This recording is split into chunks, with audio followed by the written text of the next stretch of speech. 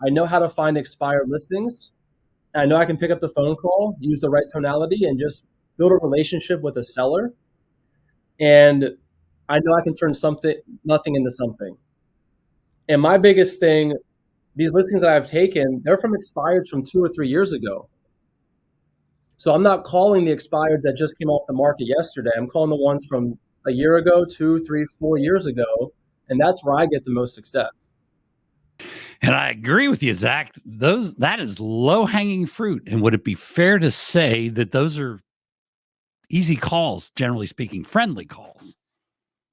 100%, because they're not being blown up by 25 other people right away calling them.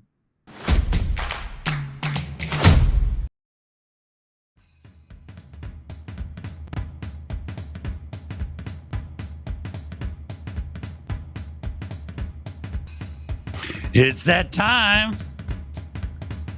Welcome to Roadmap. How to take 3 listings a week until you're ready for more. Each week, we interview a great agent who's taking several listings each month, and we have an exciting guest today. Let me introduce my co-host first from Cincinnati, Ohio, and surrounds. Let me introduce Sarah Close. Hi, Sarah. How's the real estate business? Real estate business is fantastic. Thanks for having me. Sarah's got her fingers in a lot of pies. You have, not only do you have the team, but you've got, how many agents do you have now? Like 550, 560, 570, something like that, all around Southern Ohio, Indiana, and Northern Kentucky. Is that right? Right about there, about 550. Yeah, so it's a good group. 550. Okay, good. And your team goal? Team is going well. Team goal this year is 200 units. 200 units. That's really good. And you're going to double side a few too, right? We don't mind double siding them at all. So good. Yeah. And Sarah, she dials for dollars. So she knows the drill here. She knows how to take a lot of listings really quickly each month. So let's introduce our guest. We have an exciting guest from a little tiny town. I want to call it Chattahoochee, but he'll correct me. It's outside of West Palm Beach. It's a wonderful area. Mr. Zak Klinedinst. Did I pronounce your name right? You certainly did. Yes, sir. Thank you so much. That little town that you're referring to is called Loxahatchee, by the way, and I still don't even know how to spell it. It's so difficult. Yeah. You have to walk a little footbridge across a river to get there. Exactly. That's why I tell my wife, when we introduce ourselves to somebody, she's like, yeah, we're from Loxahatchee. Even the locals don't know where Loxahatchee is. I say, listen, babe, just say that we're from West Palm Beach. That's it. If you want to find Loxahatchee, you have to ask a lot of people, and they'll lean in and say, shh, I'll tell you, but don't tell anybody. Exactly. So what do they call that? A well-kept secret? That's what it is. It actually is a well-kept secret. Believe it or not, it's blowing up right now. So you're doing really well. You were with a competing company. I can't remember the name of it. Something like Red Roof Inn or something like that. And then you came over to Vulcan 7 about a year and a half ago. Is it something like that? About a year ago. Yep. So you moved to Vulcan 7, and then what happened? So it's funny. I made a transition about a year ago, and June of last year, I took my biggest listing ever, and I ended up double siding it. And I already have a referral from that same client from that listing that I took. So the big thing for me, the biggest difference is more conversations. So you say it was a big listing. Was it 250, 300,000? So that was the old market that I came from in my other state. But no, this one was 1.36 million. And you double-sided that. We're able to double-side it, yep. So what kind of check is that when you double-side a $1.36 million house? What is that, close to 60 grand ballpark? It was a good day, you know? And then you got another 900K or 900 something? Yeah, so that seller referred me to another one for $975 to one of their best friends who was actually moving out of Florida, as you mentioned in the introduction. So, right. You'll take them coming and going, won't you? 100%. So you recently moved down, and you kind of came with no network and no seller in your new marketplace. Tell us a little bit about what you've done to get yourself established, because it's not unlike what any new agent would be going through. So help us kind of walk us through your journey on that. Yeah, so great question. So it was 2020. We ended up right in the middle of COVID.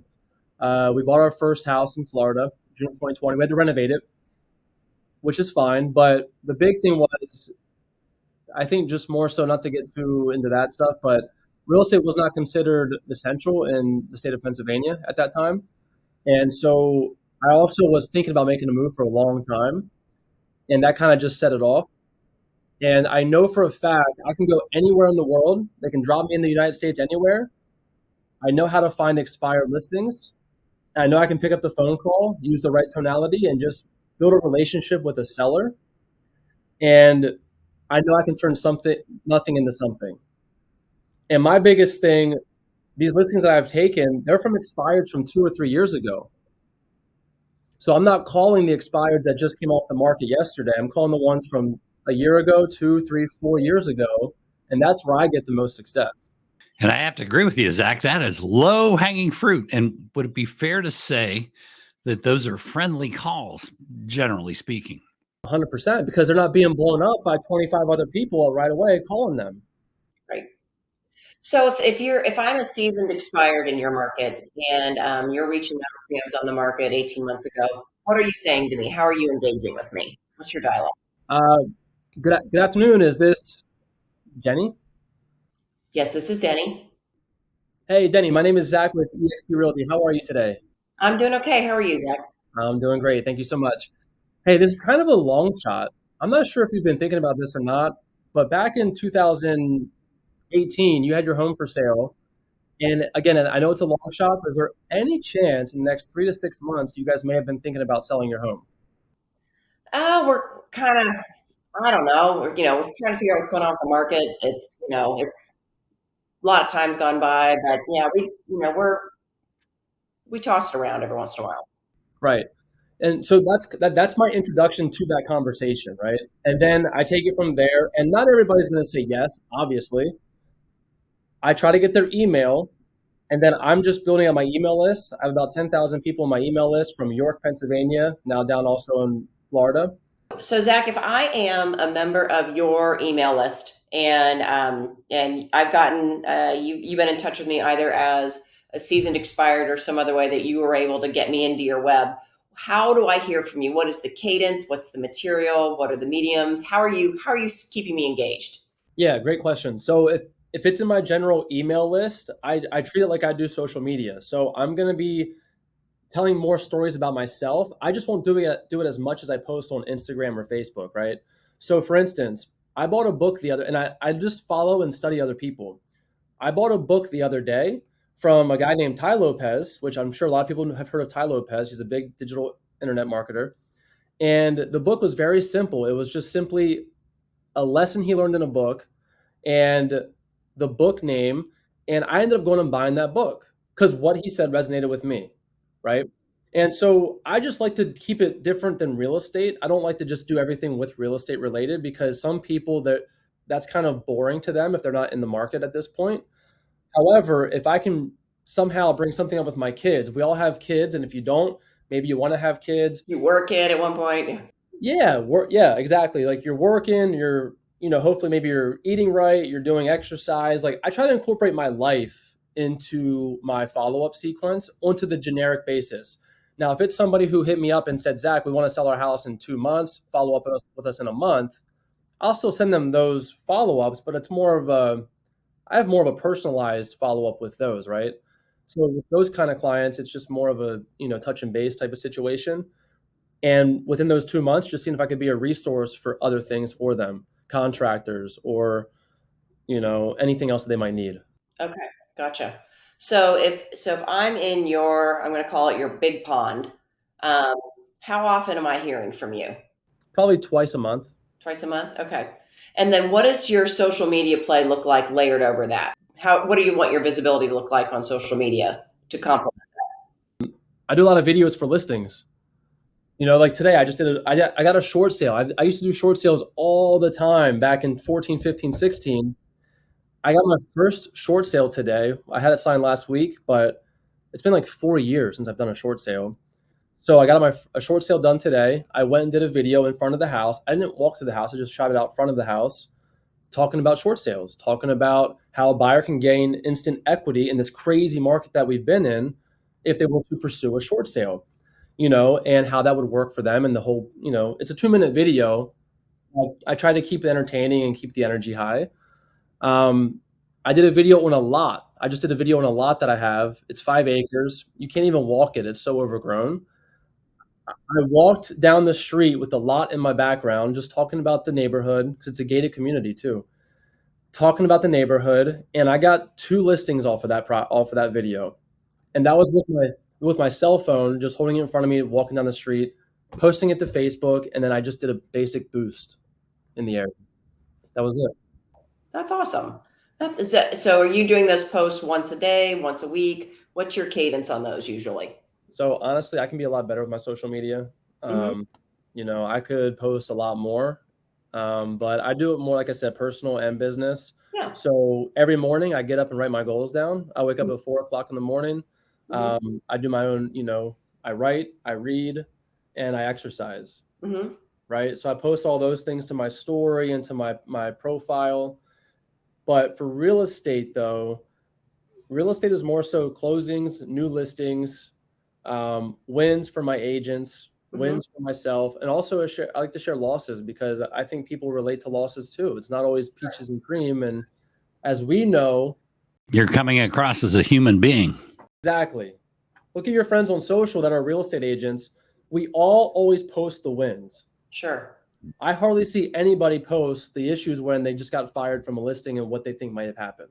Right. Without blaming. You don't blame anybody, because I take full responsibility for things that go right and go wrong in my life. Mm-hmm. And so when that happens, I'll take responsibility for it, and I'll learn a lesson from it, and I'll share the lesson with my peers.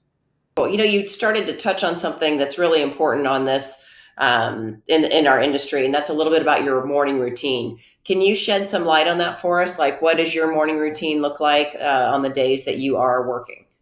I've been doing it for years, since 2012. I have notebooks. I don't have it on me, but actually I might have something in here. But I have notebooks of things I write. I don't know if you guys can see that, but I have like pages and pages of notes. I write down anything that comes to my mind. It puts me in a flow state. So if I'm in a mood where I'm just like you might be thinking like you're down for that day, or you're like, where's my next deal going to come from? I just write things down. Like I literally write down, I attract high-end clients to me that want to buy and sell a home ASAP. Like random things. I attract clients to my team. My team attracts clients to them. I attract agents to my database. And it's crazy when I say this, and it might sound corny, it might sound cliche. This short sale called me 2 weeks ago from Google, which I never get calls from Google at this point yet. But he interviewed me and 5 other agents, and I ended up winning that listing. But again, it was a call that came to me, and I don't know. I just there's some kind of universal law that works there. So Zak, how did you separate yourself out from the others? This could be a really good key here. that's exactly how I did it. My morning routine, I think it's more the discipline. So mindset and discipline, yes. And you were being interviewed along with 4 other people. What do you think set you apart in addition to your mindset? Well, I'll tell you what my client said. His name is Mark. Mark told me, he said, Zach, you're more human. You're just human more than anybody else I've talked to. He said the one guy I spoke to, he just didn't have a good conversation, or it was too robotic. Yeah. It's too script based. So you were a little more 3-dimensional than everybody else who tends to just put out their public face. Well, that's a skill that you have to learn, though. So I had to learn that skill. So when I first got into real estate, I like I said earlier, I failed my first time around in real estate. I failed miserably. I came into an office, the office manager, and the reason why I came to that office is because my mom bought her first house, and the agent who sold her the house, I admired him. Slick back hair, nice suit, nice BMW, looked like James Bond. I'm like, I want to be like that guy when I get older. And I ended up working in that same office that he was at. And I came in there with some energy, but I was 18 years old, had all this enthusiasm. And they're like, this is going to be the rookie of the year. They put me up in a cubicle on the second floor. I was with a bunch of older people, but they all had their sphere. They knew what they were doing. And I'm like, all right, cool. Now what the hell do I do? And I went 6 months, didn't sell a house, and left the business for 4 years. So what set me apart, I think, was getting back into the business, having the right mentor who I could physically see doing what I always aspired to do. They were doing it more on the investor side, not the real estate agent side. So when I said earlier about short sales, I came into their group just being their listing agent for all their marketing that they were doing for their short sales. And they were smart because they would keep commission while they were paying me a salary. You know what I mean? So they were smart the way they did it. And here I am but what happened during that process was I spoke to so many different people. I messed up so many different times that I was able to develop the skill set of how to just, what people are actually looking for, which is just to have a conversation with somebody and feel comfortable and know that they can trust you. And once you build up the experience, then it makes it a lot easier. Yeah, no, that's great advice. Talk to us a little bit about the anatomy of your lead generation schedule. So you get in the morning, how long are you on the phones? Who are you calling? What is the order in which you do calls? Do you have contact goals, etc.? What does that all look like for you? Yeah, so I try to set at least I try to have at least 50 conversations a day, or at least make the dials to at least 50 people either in my database or to new leads. Right? And 50 might be a small number, but I'm talking about in general, not on just Vulcan 7. I'm talking about all other lead sources. Now, when I train a new agent, I tell them right away that you have to go right here to Vulcan 7 because $350 a month or whatever the cost is for a new agent, I'm not sure what that cost is. If you can spend $200 to $300 a month, $400 a month, I can't guarantee you, but I know for a fact you can blow your business up, and I know exactly how to do it. Hit the phones, make these many calls, set these many appointments, and build your database, build the email list. So if I was a brand new agent, I would be coming in and that's all I would be doing if I had no budget again. I'd get a mentor that could help me with my word tracks, that could keep me inspired, that I could aspire to be, right? I'd get that mentor. And I would look for the way to make these phone calls to sellers because that's how I grew up in the business too. I remember I was going door knocking back in 2014. I was door knocking. And I was like, man, like expire listings. I'm like, these guys aren't home. They don't call you back. There's no control. Like, I don't know if they're going to see my stuff. And if they do see it, they ain't going to call me back. So I was like, there has to be a different way. And so I found a software that I was using back at that time and it worked great. But I was having my agents were having problems getting a hold of sellers. See, I didn't have an issue because I was just making more dials. But nowadays, the problem is agents and us in general, a lot of people just have such short-sightedness. We want instant gratification. Well, you make 25 dials and you don't get somebody on the phone, oh, this doesn't work. It's a waste of my time. Well, you just have the wrong goals in mind. So when you think about it, one commission check is a whole lot of money. And, so when you look at the amount of time spent going after sellers is a lot less time consuming than working with a buyer. The biggest challenge is, again, the mental side. It's not a gratifying process, yet you spend only a fraction of the time that you would spend if you were working with buyers. 100%. Well, that's the thing too. People don't want to do hard things anymore. They want everything to be easy. What's the fastest way to get a six-pack? The key word is what's the fastest?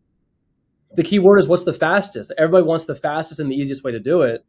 And that's not how you build a business. And the problem with agents, they get into the business as an employee mindset because that's where they come from. They come from the employee background, or they get out of high school or wherever they're coming from, and they want to be an employee. They don't think about the long-term investment. So what I looked at and what I tell agents now is get on a team. Like, I know people have different opinions with teams. I'm a team leader now, but if I was starting over, I would 100% go on a team. I would 100% take a 50% split. I was on a 35% split. I took 35% on a tiered structure. I was on the worst split in the industry, but I didn't know what I didn't know. And I was looking at the future investment as to what I'm going to learn. So you're absolutely right, Zach. If you're on a team or a good team, you're going to learn so many things. And then when you think about the dynamics of a team, there's so many trains coming down the track, so many transactions. Your belief system goes up that, hey, I too can go out and do a lot of business. And then yet you could stay on that team for 10 years and have a good life as well. Well, what you just said, Ren, so what you just said is the belief. Okay. So if you look me up you guys can look me up on Zillow. You'll see my market share. I've sold over 850 homes since 2014. So how does somebody like that, which I get my agents in PA still call me today and they're like, dude, like, are you coming back? Are you coming back to Pennsylvania? It's like, no, I'm not coming back to Pennsylvania. But they're like, how can you take a business that you built over 7 years, 8 years where you've done all this massive volume, you built up a big sphere of influence. Now you have clients coming to you. I don't have to chase deals anymore. How can you go from that to starting all the way back over in a whole new marketplace where you know nobody? You're absolutely right, Zach. This is a very portable business once we master the skill, because it requires a high level of skill to work with the people you don't know. Your database, they're a lot more forgiving. They're like, well, Pete's just Pete. Yet in the market we're in this market that changed recently, that, the database isn't very active. So we need to be working with people we don't know. But with this high level of skill, you can pretty much pick whatever city you can live in. You can move anywhere in the United States and set up and be doing business instantly. Yeah. So if I have the self-confidence to go anywhere, which again is I used to be timid. I used to be scared. I wouldn't, ask my mom, I was a shy kid, but I've trained myself to just learn that if you want to be a successful business owner. And another part that helped me with this, I saw my mom, it was a single mom. My mom was single. I'm an only child. My mom would go to the grocery store and put things in the cart and use a calculator to put that in the cart. And I knew for a fact I never wanted to be in that position to where I have to use a calculator to know what my grocery bill is going to be before I go up to the register, right? So having that starting from the bottom is actually a good thing for a lot of people because it shows you what you don't want to go back to. And it builds you up to want to learn new skill sets to where you never have to worry about it. Yeah, people are going to learn a lot just watching you right now. Yeah, because you're confident, you're coming across as a human being, not flashy. And it's very attractive in the sales process. So they're going to watch this video several times and really learn a lot just watching you. That's the biggest thing, and because that's how I buy things. My best coach, the reason why I believe compression over compassion, because when I have people who, if I left today and I didn't feel good about myself, but yet my mentor is sitting here telling me, Zach, you did a great job today. You made those 20 calls and yeah, you didn't get anybody on the phone, but hey, you put the effort in, you showed up. 80% of success is showing up. But if I have somebody tell me, which this is what happened with my first mentor when I started becoming successful, I wasn't selling real estate. Remember, they were keeping my commission checks, right? So to them, they wanted me to sell more real estate because they were keeping the checks and I was just getting paid a salary. Well, Zach, why are you leaving here at 5 o'clock at night? But it was a very hard conversation. And that after we had that conversation, I went and looked for another job that same night. And the reason why was because they gave me compression. They didn't pat me on the shoulder and tell me, good job for showing up today and sending you my list of what I did today. They actually gave me an ultimatum and said, hey, I think you should really start pushing properties. Otherwise, you should probably find a different way out. Like it was a very hard conversation 8-9 years ago that pushed me. And I'm like, you know what? Damn, these guys are right. Like, I don't want to go back to where I was. I don't want to be that person at the grocery store that my mom was, having to use a calculator. What am I doing? I'm in the right vehicle with real estate. I can make whatever I want to. I have the ability to scale it and leverage other agents when I learn the skill set. So let me just go hard at this and make this happen. And then that's when I decided to start hitting the phones. No matter if I talked to 20 people, 50, 40, it didn't matter. I just had to hit the numbers. Yeah, after you've been doing this a while, you have your batting average, if you will. You have, you make 100 attempts, 100 dials, a certain number of people answers. Of those answer, you set a certain percentage of appointments. Of the percentage of appointments, you take a certain number of listings, and after a while, based on that, your belief system goes up. Well, all I have to do is talk to this many people and I take this many listings. Yep. 100%. And see, that's one of the things I never, like for me, that's my downfall. Like I get kind of, I don't know if it's just in my mind, but like I want to just have the conversations. And for me, shame on me for not tracking it more. I just know when I do the work, I get results. So you've got gut numbers in your head. You know that when you put in this much time, you're going to get this many appointments and this many listings. Right. But what I'm learning though, that's not the best way to do it. Because like you got to be able to track it to build the systems, right? And to help other agents do the same. So my gut is different than their gut system. So yeah, some people don't have that same batting average. Some people can talk to a lot of people and rarely get invited over. And as they're watching this and getting an understanding of you, as you come across as a three-dimensional person, as a real person, it's a lot more attractive and your batting average improves. 100%. It's all about the rapport, and I think it's your tonality, how you start the conversation. That's one thing I learned when I was, just having a higher energy on the phone. It changed everything. And there's been some great ideas presented here today, and people are going to want to play this over and over and write out these ideas and start implementing them. And we're excited that you're a customer of ours. Do you do anything in Pennsylvania at all now, or is everything strictly Florida now? So I sold $7.5 million last year in Pennsylvania without being there, but that's just for my sphere. So I have a team that does, and I give everything out on 50%, right? Because the leads come to me, and I say, hey Heather, hey Federico, you're my boots on the ground. I'll negotiate the deal, but please go be the boots on the ground, do your thing, and we'll take care of it we'll take care of the rest. You could just send the client a video. I know we're in such a portable world now, with technology. Well, we have a listing coming up. To give you an example, I have a $900K listing coming up. It'll be my biggest deal in Pennsylvania ever. I sold her this house 4 years ago, and she called me back and said, hey, we want to sell the home now. And it's going to be a $900,000 deal, which is my biggest deal in Pennsylvania ever. And I'm not even there. My one agent's going to go there on Friday, do a video tour with me on the phone. And we already have the listing contract signed to start April 1st. So it's once you build the systems in place and you develop other people around you, you now have the leverage that you can do to get more of your more time freedom back. You've got all the systems, all that structure in place. So it's a very predictable and duplicatable business. Good deal. Well, we really appreciate this a lot. I appreciate your time today, guys. Thank you for having me on the show. Appreciate that. It's exciting. Congratulations on your move to Florida. That's going to be an exciting venture.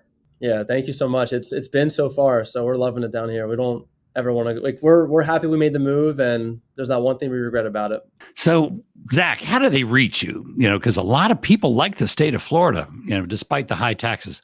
Oh, there are no taxes, state taxes. That's a wonderful thing, isn't it? We don't have state income tax either, so. Facebook, Zak Klinedinst. Instagram, it's Zak Realty 561. Or you can contact me. You can text or call 561-837-0032. And always happy to have a conversation. Perfect. Good. Thanks, everybody. We'll see everybody next week. Thank you, guys. Absolutely. Zach, thanks. It was a pleasure. You too. Thank you so much.